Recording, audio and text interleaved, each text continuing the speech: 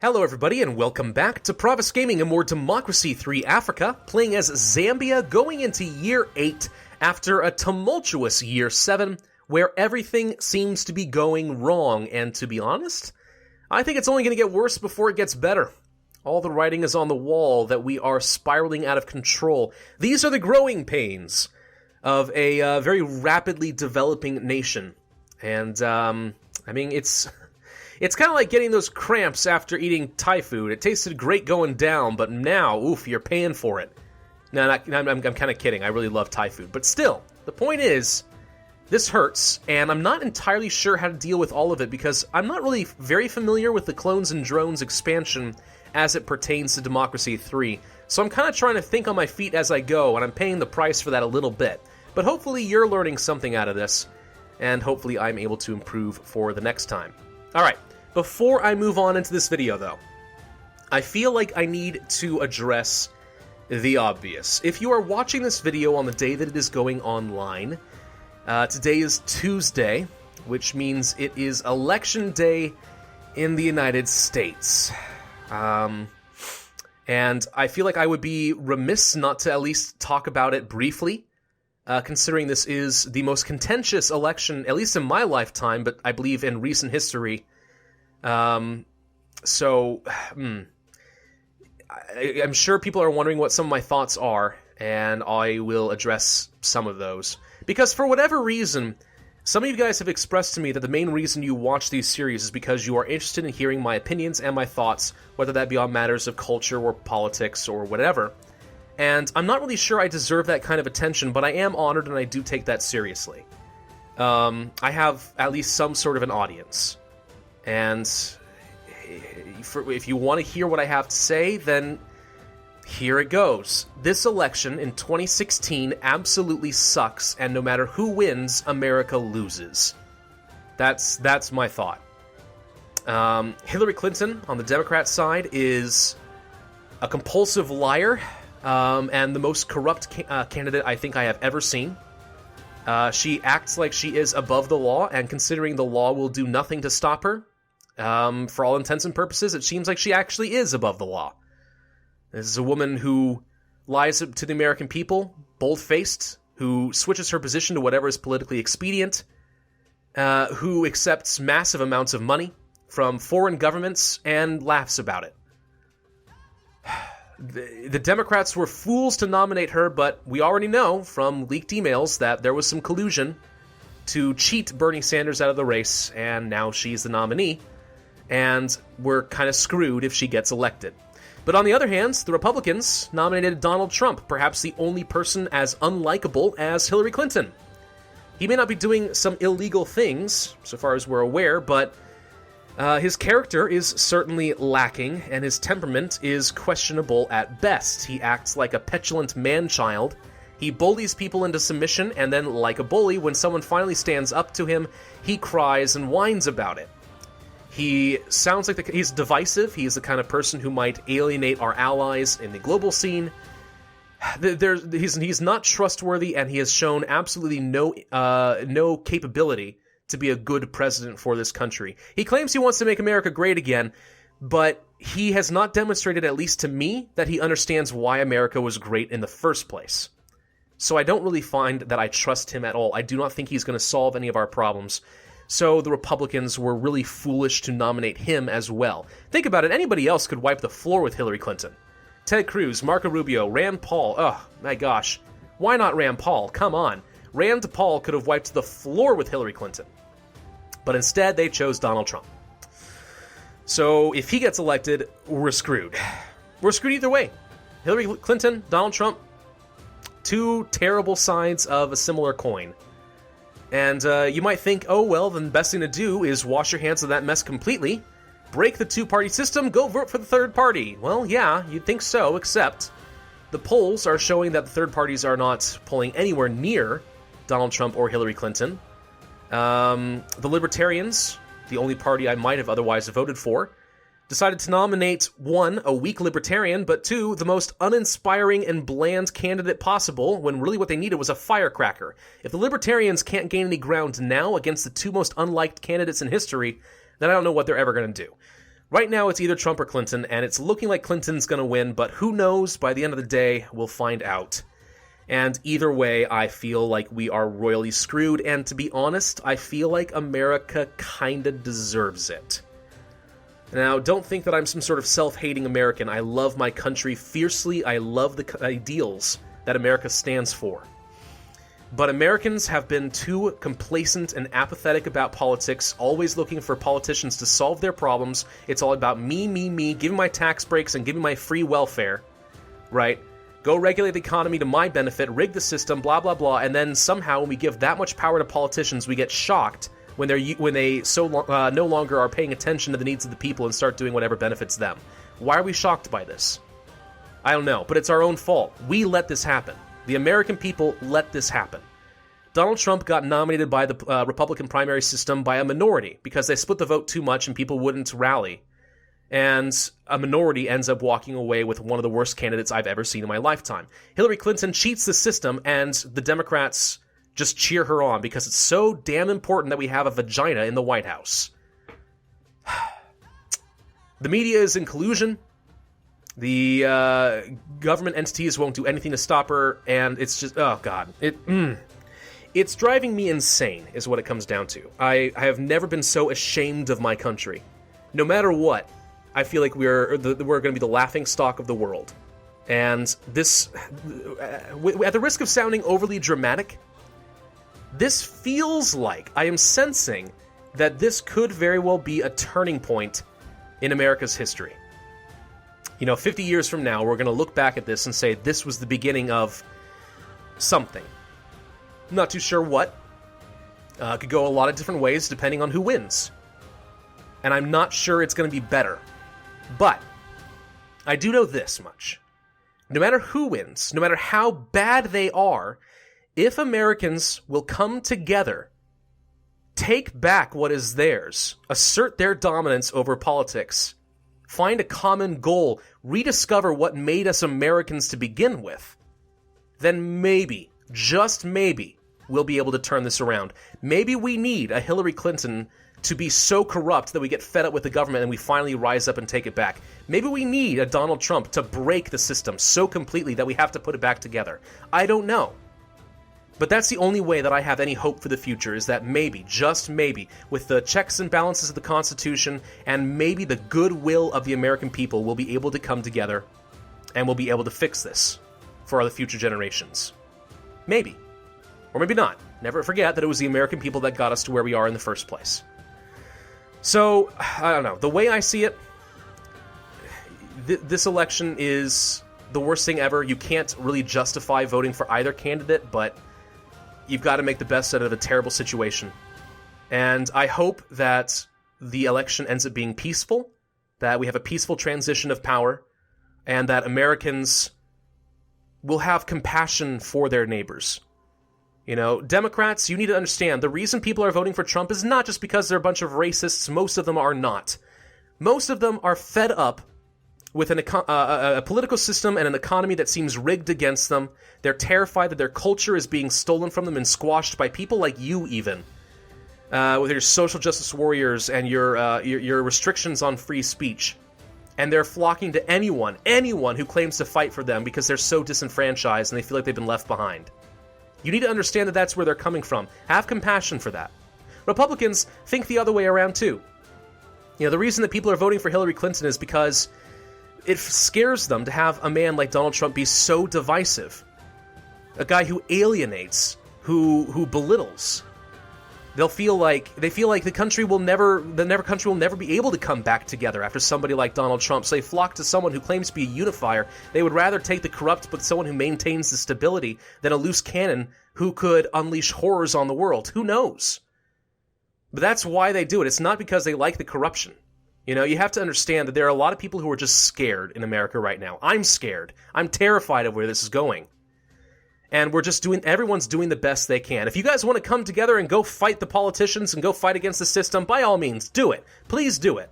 Educate yourself and do what you can to make the country a better place. But don't hold it against your neighbors. We're all just people at the end of the day. And you need to have some level of compassion. That's really the best I can say. Unity is the only way we're ever going to get through this. All right, with that out of the way, let's move on into year 8. Sorry, that's just something I wanted to get off my chest, because I know some people are going to be wondering. Oh, God, now we have to get back to the game, and it's looking really bad. Okay, technological advantage is gone. Bye-bye. We now have a general strike, which is really bad, but malaria's done, and the natural wonder has come back because the economy's crap, because the GDP has just crashed. Oh, God, this is really, really bad. Really, really bad. Okay, first off, appoint a UN ambassador. We could have somebody who makes the conservatives and patriots happy, or we can have someone that makes the liberals and socialists. Right now, we're doing really well with liberals, but patriots are not happy. So we're going to go for that. General strike. Now, this comes from terrible poor earnings in particular. Yeah, wow. Wow, okay. The real estate bubble has been driving down poor earnings continually, which is unfortunate because that's kind of what bubbles do. We talked a bit about the real estate stuff and price controls last time. I want to make something clear. I do not think that bubbles are a good thing at all. I don't know if people got that. Living in a bubble absolutely sucks. The question is what to do with that. And if it's a bubble that's driven by a lack of supply, I question whether price controls that dwindle the supply are going to help in the long run. But, I mean, yeah, a real estate bubble is a terrible, terrible thing. And as we can see here, it's crushing the poor. And as a result, they stopped working, which has murdered my GDP. So we're going to have to deal with the housing crisis then. That's just inevitable. So I don't have a choice then. I'm going to have to pass state housing. I'm not going to do rent controls. I don't think it's going to help much. But state housing we can make work. Now, the unfortunate thing is by maxing this out, we're going to kill the private housing market. Just absolutely gut it. But the poor will be happy. Equality goes up. More importantly, though, poverty goes down and poor earnings goes up. And the real estate bubble goes down by almost 33%. That alone could be enough to get rid of the event. I kind of doubt it. Because as the GDP starts to bounce back, immigration goes up, it'll become a problem again, but we'll do the best we can as soon as we can. So let's pass the state housing and see how that works out for us. One other thing that I am going to do is I am going to pass the Trade Council, if I can find it. There we go. Okay. Now this will increase our international trade, which will be helpful for the food price crisis, because the more that we're encouraging other nations to ship food into our country, the more supply we have, hopefully we can start driving down some prices, at least a little bit. Let's see. Yeah, international trade is one of the few things that is taking away from the food price. So we're going to try to help that out a little bit. But you can see right here, actually, that the food price has resulted in practically no poor earnings at all. This is another one of the reasons that they are dirt freaking poor. So, to that extent, we should also consider passing the agricultural subsidies. Now, I don't like these that much. They tend to cause some health issues and so on, but this will help a lot with driving down food prices by about almost 10%, actually. Unemployment will also go down, which I think will be very important for us because we are about to have a lot of unemployment from a crashing GDP, but this will do something to at least get some more food in the country. We'll see how well that works out for us. Next turn.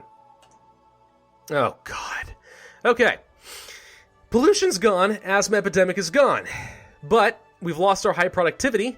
The uncompetitive economy is back because no one's working.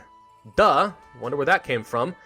And now we have a corporate exodus. Now this is the one I was really hoping to avoid. I did say a while back that our corporate tax rate is way too high, and now it's coming back to bite us in a big way. So, youch. Oh my god, that deficit though. 8 billion kwacha per turn. Ooh, we are going to rack up some serious debt by the end of this playthrough, and there's not a dang thing I'm going to be able to do to stop it. Foreign drug smuggler, we could try them domestically or extradite. We're going to try them domestically. The Patriots and Conservatives will like that better. Try to make the Patriots a little bit happier if we can. Okay, crap. Well, I think we need to reduce the corporate tax. That's inevitable. We're going to lose even more money, but if I can reduce it down to, say, 15%, which is a much more reasonable rate, the corporate exodus will go down by almost 40 points, and the uncompetitive economy goes down a bit as well. I'm not going to get rid of the corporation tax. We do still need some money. But this will do some stuff to help at the very least. Will it be enough?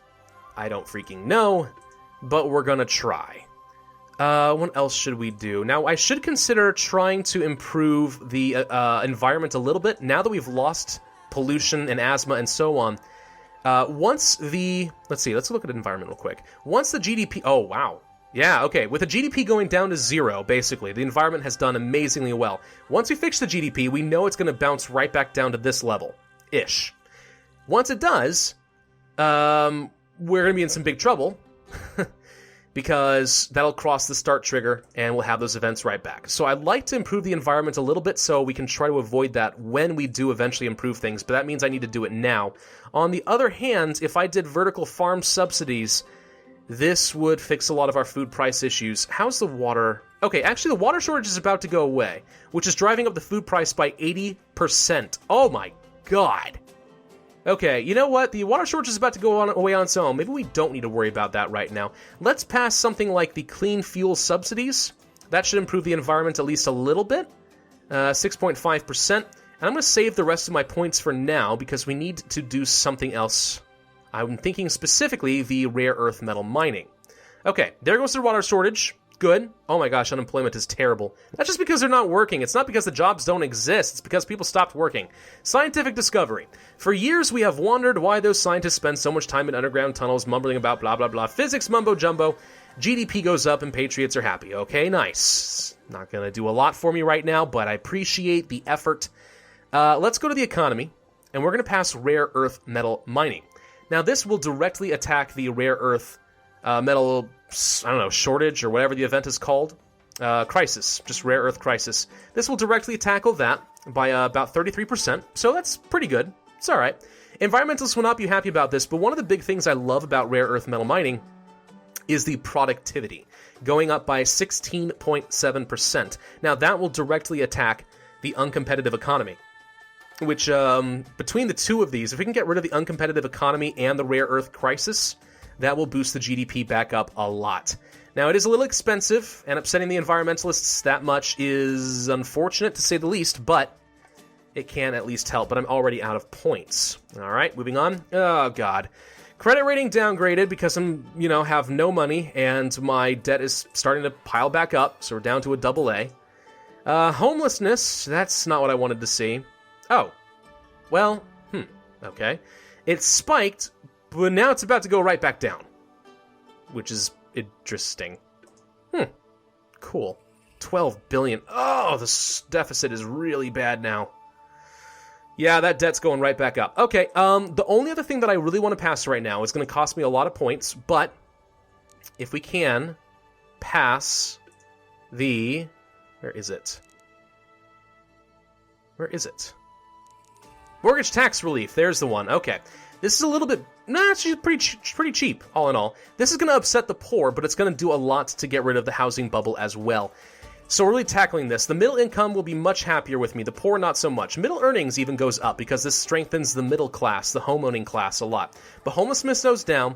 The real estate bubble will go down by another 12.69%. And it's only going to cost me about 91 million kwacha for now. But between the two of those, I'd like to think that we have a chance to try and drop down the real estate bubble. The other thing that I need to deal with is going to be immigration. Oh my god, what the heck? Why is immigration so bad? It's the refugee crisis is a big part of it. Border alteration ratified and stuff. Ugh! The GDP is down to 0. People need to stop coming here. Dang it! Doesn't matter. Doesn't freaking matter. Okay. Well, if we can't reduce immigration down to some more reasonable levels, this housing bubble is never going to go away. So what I'll probably have to do next time is improve our border controls, because right now we have practically nothing. This is going to upset the ethnic minorities and the liberals a lot, and I hate to do it. But we're going to have to if we want to fix the country at all. Now, as far as other things, the petrol protests appears to be leveling out. I am probably going to have to reduce the petrol tax at least a bit. The food crisis is actually about to go away. Excellent. Good. And the water shortage is gone as well. General strike. Still pretty bad, unfortunately, but it is ticking down. Maybe, just maybe, I'll be able to fix that soon enough. The uncompetitive economy is about to go away. Rare earth metal mining, it's going to take a little bit to take effect. And, of course, reducing the corporate taxes of having effect. So these things are going down. Will it be enough? Can I get rid of some of these things, like the real estate bubble? I mean, right now, having reduced it as much as we have, the poor earnings appear to be doing a lot better than they were before. Oh, wait, no, that was food price that did that. Let me see. Okay, yeah, poor earnings are going to be improving a lot just by getting rid of the food price crisis. So just getting rid of this alone, I think, might eventually turn the tide on the general strike. But next time we'll do some things to try and drive that down, because right now it is draining 44% off of my GDP, which we just cannot abide for obvious reasons. But I'm going to have to end this video here. Sorry for rambling a bit in the beginning. It's just something I kind of wanted to address, get it off my chest. It's kind of a big deal, and I feel very strongly about it. I'm not going to tell you guys how I'm going to vote. I'm not going to go down the Casey Neistat road. It's just, no, I don't value my opinion nearly enough to tell you guys what to do. You need to vote your conscience. You need to do what you think is best. You need to make the best you can out of a bad situation. But at the end of the day, forgive your neighbors and understand that we're all coming from a different place of fear more than anything else. And it's only by coming together that we have a chance of putting things back together in the next few years. That's all I'll say. Thank you all for watching. Do hope that you enjoyed. Hit that like button, leave a comment, and subscribe. Next video, we'll probably talk a little bit about the end of the election and what it's going to mean. So if you want to see that, make sure you're subscribed. Thank you all for watching. I'll see you guys next time.